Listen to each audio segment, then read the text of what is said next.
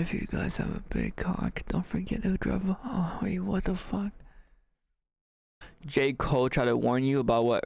The very last song on J. Cole's 2018 album KOD is called 1985. This song acts as a warning to all up-and-coming rappers about their inevitable demise, with lyrics telling them how they should manage their money, criticizing their looks, and telling them how their music won't last more than a couple years. When the song dropped, the consensus was that J. Cole sounded like a grumpy old head complaining about the next generation. Now it's 4.5 years later, and looking back, J. Cole predicted the future with incredible accuracy. It's important to note that the 1985 record probably would never have been made if Lil Pump didn't attack J. Cole first. In early 2017, while Pump was buzzing in the SoundCloud world, he noticed his comment section on social media was flooded with people typing, "Fuck J. Cole." Why? No reason. So Pump ran with it and started trolling J. Cole because it made his fans mad and got his engagement up. The 17-year-old rapper posted a video of him in the studio working on what seemed to be a diss track.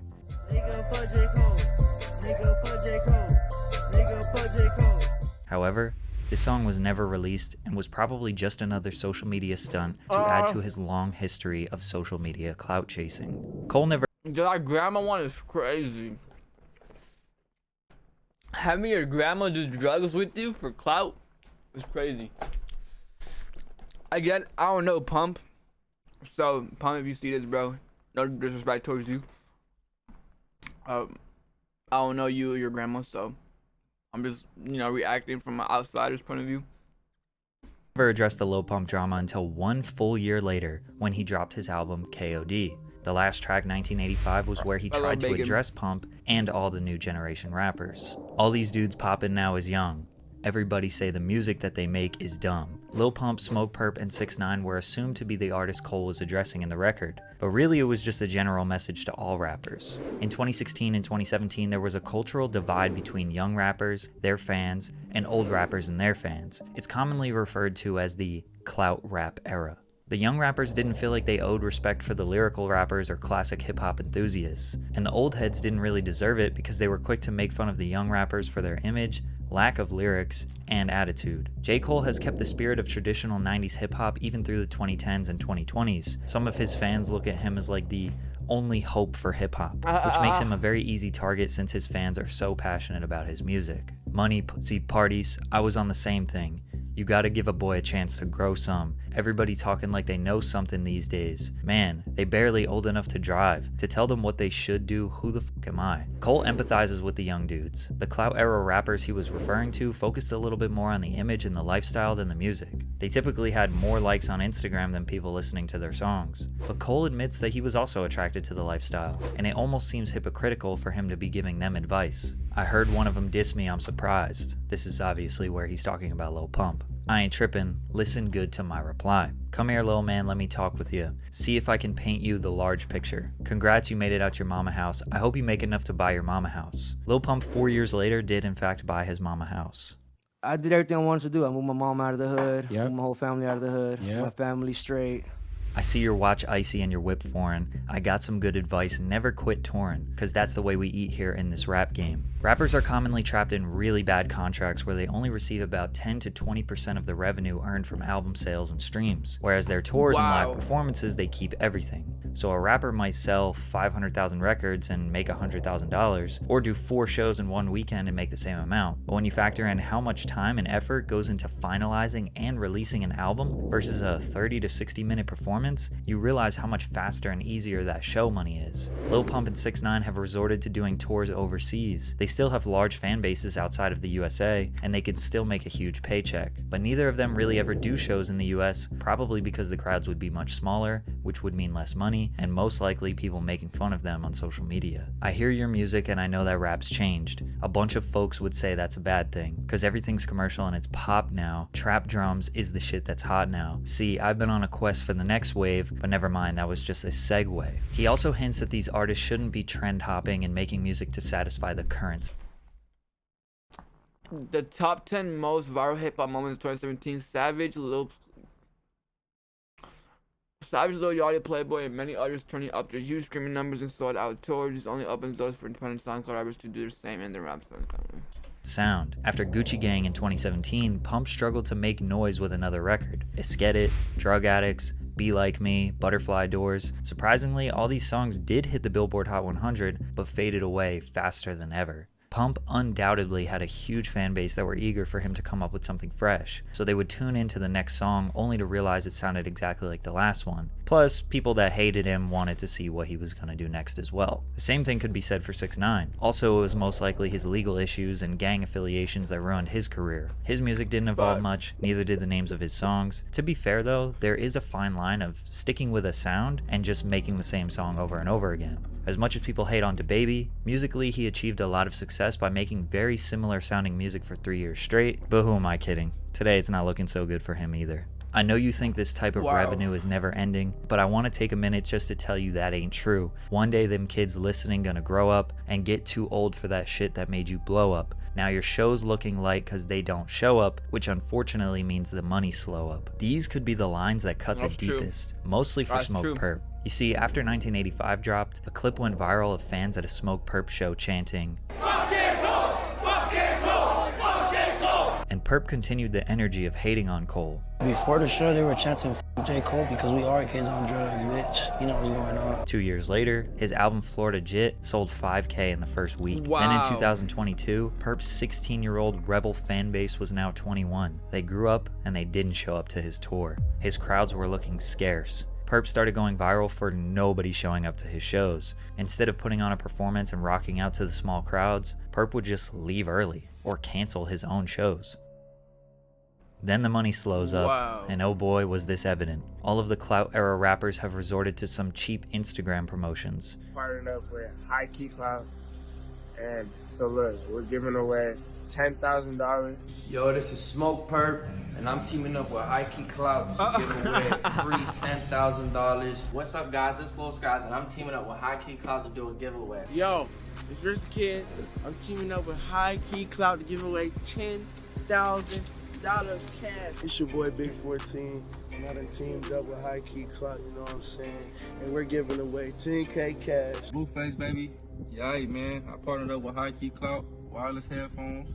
We're giving away 10K cash. Lil Xan promoting sketchy crypto coins. Yo, what's going on, guys? I want you to check out this new token called Marvin Inu. It's super dope, man, and they're about to take off. 6ix9ine promoting multiple NFT scams. Blueface doing influencer boxing events. It's possible that the pandemic hurt everyone's shows, and maybe these artists could have rode their wave a little longer, but now people are being very selective who they go out and see live.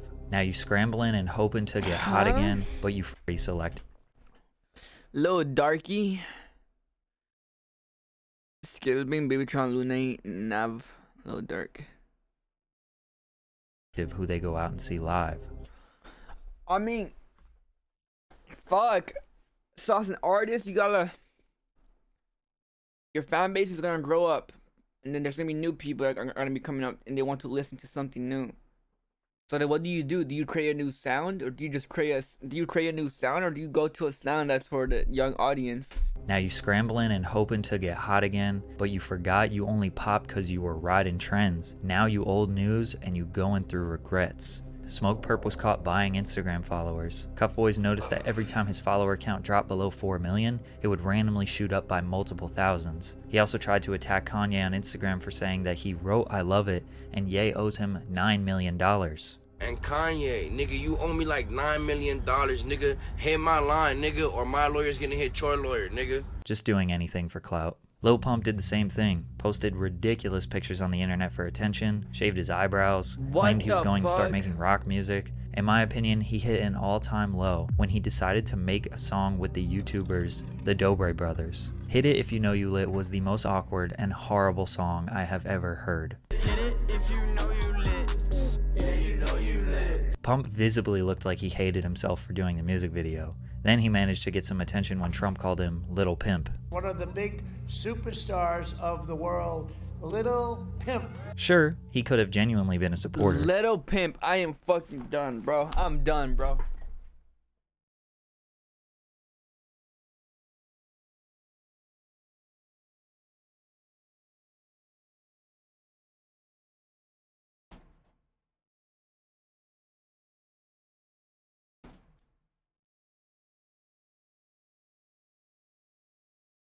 Little fucking pimp, bro.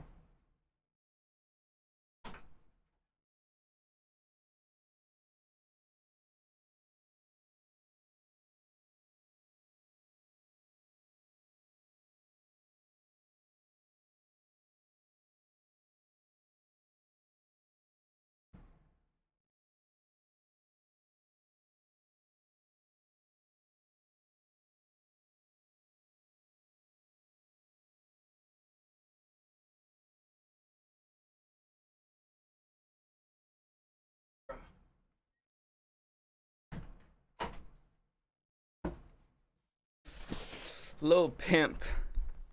Donald, bro, Donald really called his boy little pimp, bro. What the fuck? Even though he tweeted "fuck Trump" during his 2016 run, but that's fine. There's a dual party for a reason. Regardless, it was pretty clear that Lil Pump was scrambling to get hot, and he would lean into whatever was getting him attention, just like the whole reason he said "fuck J. Cole" in the first place. I'm just telling you what's probably gonna have attention, just like the whole reason he said "fuck J.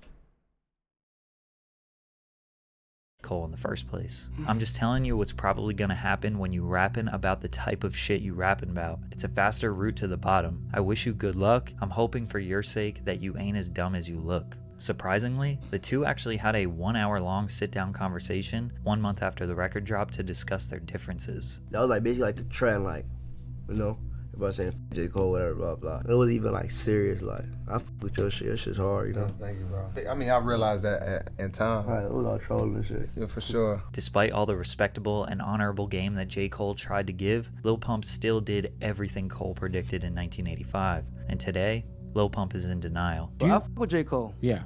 I don't have no problems with him. Do you feel like he predicted kind of like what ended up happening with your rap career? Nope. No. Because I'm still here. Sure, Pump is still here in a physical sense, but an extremely small percentage of his audience is interested in what he's gonna bring to us next. Fuck. He's dropping his album in a month or so, but I don't know if that's. I don't know.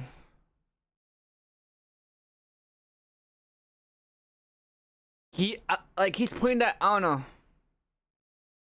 Because the moment you give in that you're not as popping, it's kind of like, fuck.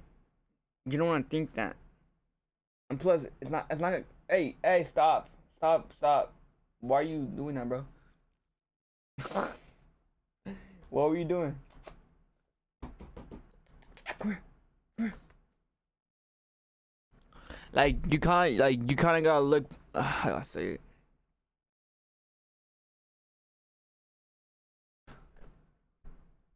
Like you kind of gotta look at the positive of it. In a way. Like you look. You gotta look at the positive of it. You kind of do.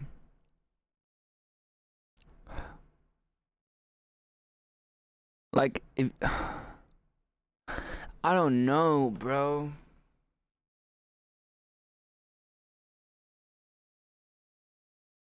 I don't know.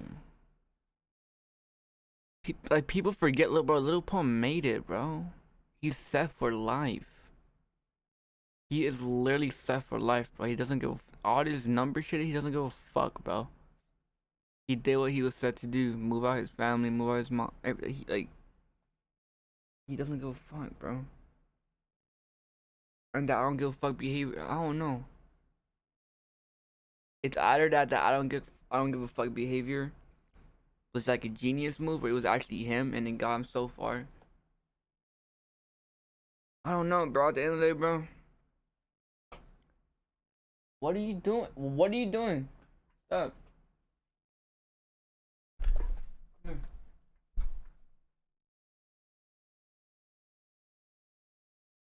Don't touch these, bro. Don't touch these right here. Move.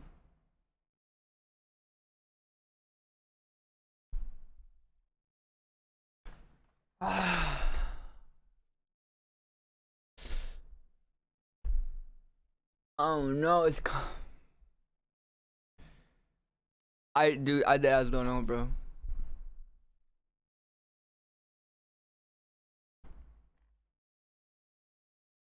It's like what you are can take you far, but it's also what's gonna bring you down. So it's like what you are is gonna take you to a certain point what you are now, right? But then when you reach the highest point of what you can do, what you are now, that's when you gotta, instead of trying to aim for a higher point, you have to hire yourself first.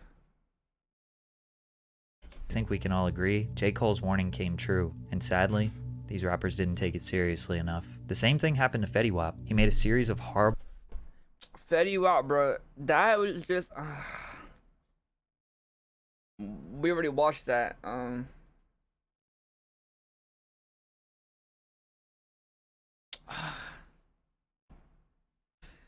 Yeah, I guess what I just said is true then. Like, who you are now is gonna take you so far to a certain point, but then when you reach the highest point where you can go, when you are now, you gotta change it up, bro. You gotta evolve yourself, bro, because if you don't, you're just gonna keep on going down.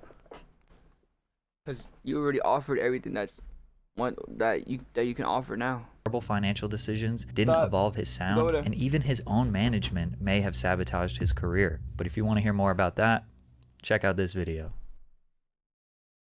W, bro. W.